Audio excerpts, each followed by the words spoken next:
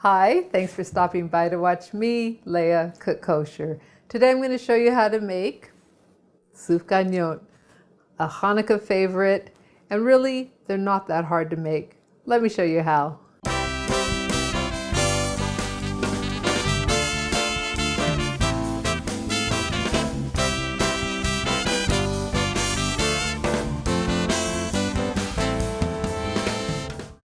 I've assembled all my ingredients, and again the recipe is on leahcookskosher.com, Sufganiyot. And it is another variation of the sweet dough that we do, same with my challah. So I do my doughs virtually about the same every time, and really all that is combining dry ingredients. So I have flour, sugar,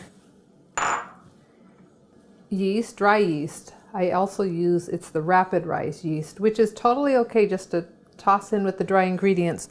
I know some of you have written me telling me you can't do it that way, but you know, I do it that way for a long time and it works. It's a lot easier. This is nutmeg. It's just enough to give the Sufganiyot just a hint of a sort of a opening your face sort of feel when you're eating. It's really nice and light. Here's that, salt. Okay, so I'm gonna give all of that a good stir.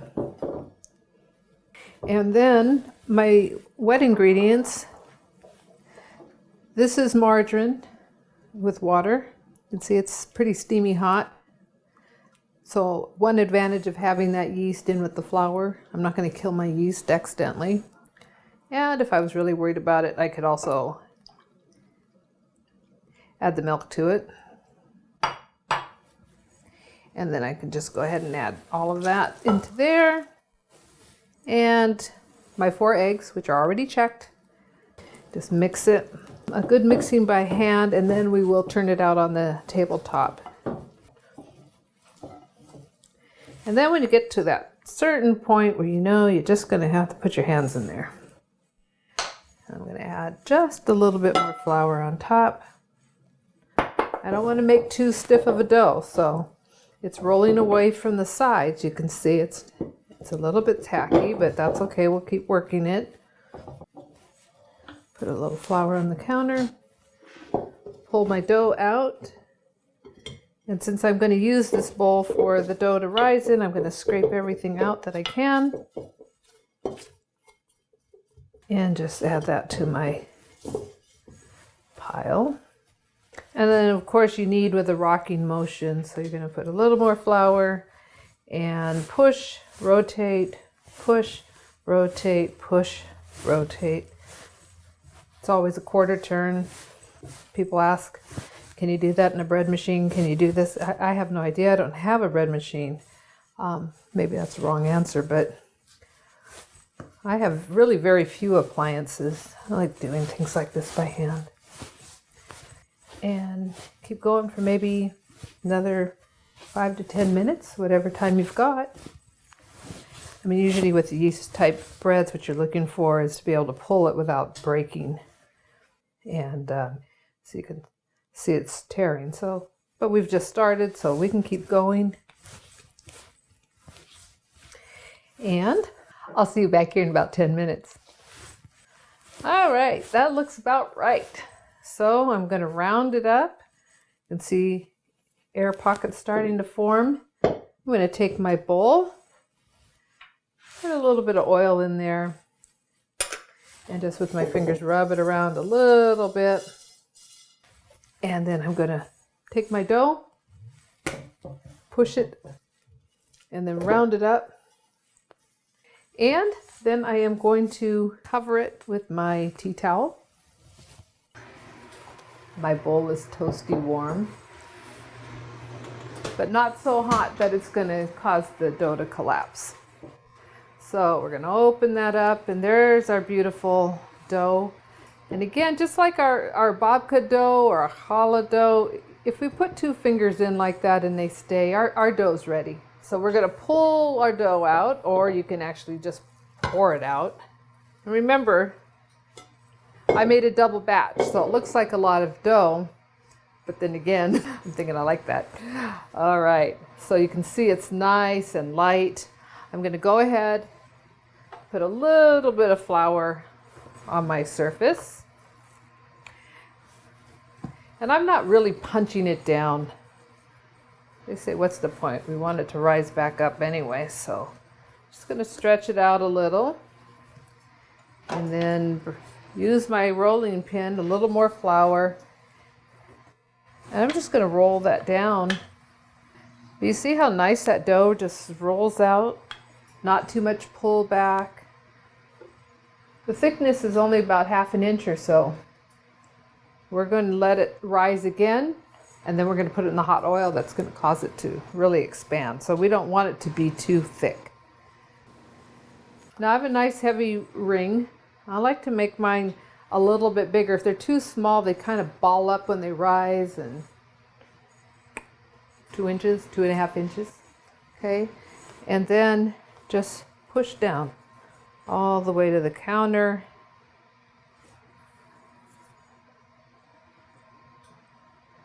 And give it even pressure, but I don't like to spin. I don't know if it matters, like when you're doing a biscuit, you know, that prevents it from flaking really tall. I tend to work from the outside on one side and then start coming back in.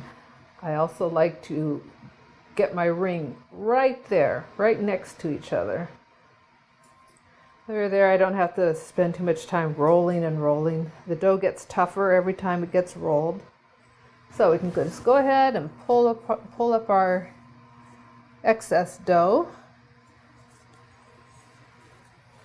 And I didn't want to have too much flour on the countertop. Otherwise, that gets incorporated into the scrap, and then that also makes it more tough.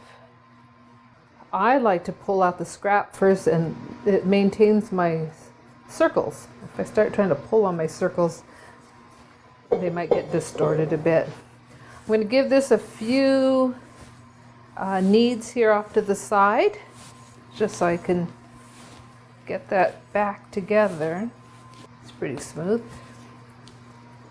And again, if you want, put it in the fridge, pull it out, let it rise, and then work your the rest of that tomorrow, the next day. You don't want it to get too sour in the fridge though, so it's not going to last more than a day or two. Now I'm going to put these back into my proofer. The room I'm in is a little bit cool. It's only about 25 degrees outside, so I like to use parchment paper. And by the way, parchment paper of choice at home is Palisades. Star K Heckscher, kosher for Pesach, and makes all baking fabulous. Cooking too, but you know me, I like to bake. I can't bake without parchment, and even though I could probably get away without using it here, I want to be sure nothing sticks to my pan.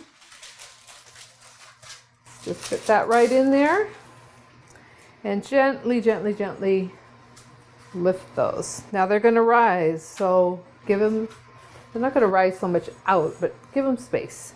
It's light, okay? It's not grab them, it's lift, and that way there you don't break down the air bubbles that are already starting to form.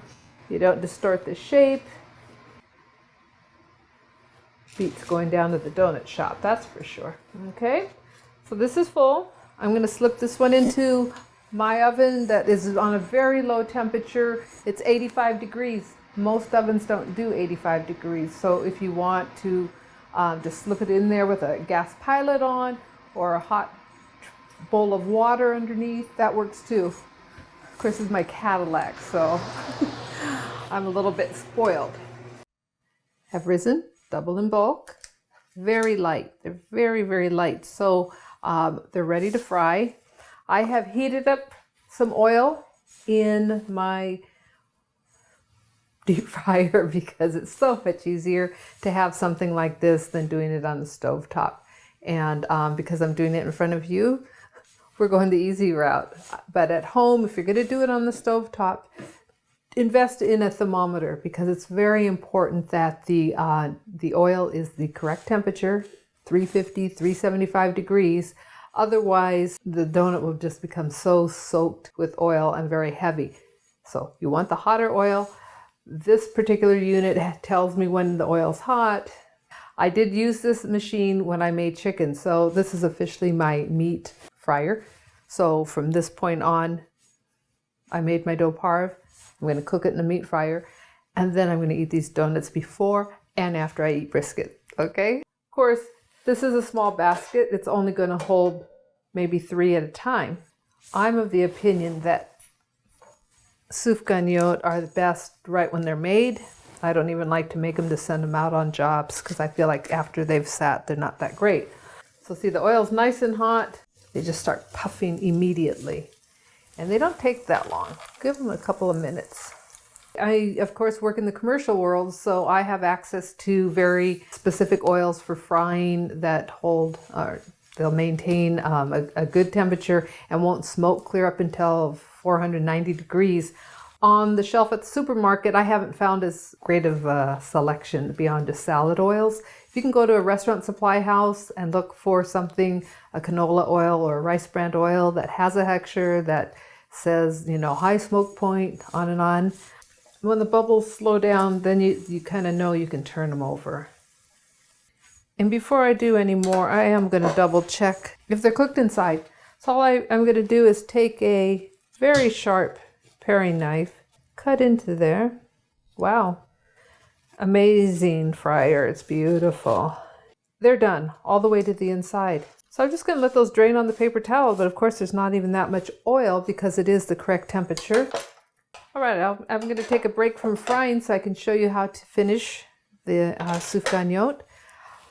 You saw me take the paring knife to kind of sneak to see if there was if it was all cooked in there. Of course it is. So I actually have a little bit of a slit, and I'm just going to go ahead. I put some raspberry jam into my piping bag. Kind of too big of a tip, but that's okay. I'm not going to worry about it. And I'm just going to put it in there and squeeze just a little bit, okay? That's all it is. Just squeeze it in there and then drop it into the sugar. You can use powdered sugar if you like. All right, I'll just set that there for now. And we'll get them onto a plate. So I already had a few of them with the slit. Again, just right in. So if you make the slit smaller, if you have a smaller point tip on here or no tip at all. Of course, this is where you can get some help. The kids can certainly help roll it in sugar and have lots of fun with that. Sometimes people ask me, well, how can you make some of this stuff more healthy? And you know, just eat one. It's not probably a very good answer, but I did see a recipe for whole wheat donuts, so maybe I'll look at that after I'm done here. Okay, just get that in there. Look at how beautiful. So you can see the size. So you can see the difference between the raw dough and the cooked Sufganiyot here. They really puff up quite a bit, and they only take a couple of minutes when your oil is the proper temperature. So I'm going to go ahead, make a few more, and show you what they look like on a platter. Beautiful, light, airy Sufganiyot, filled with sweetness for yet another Jewish holiday.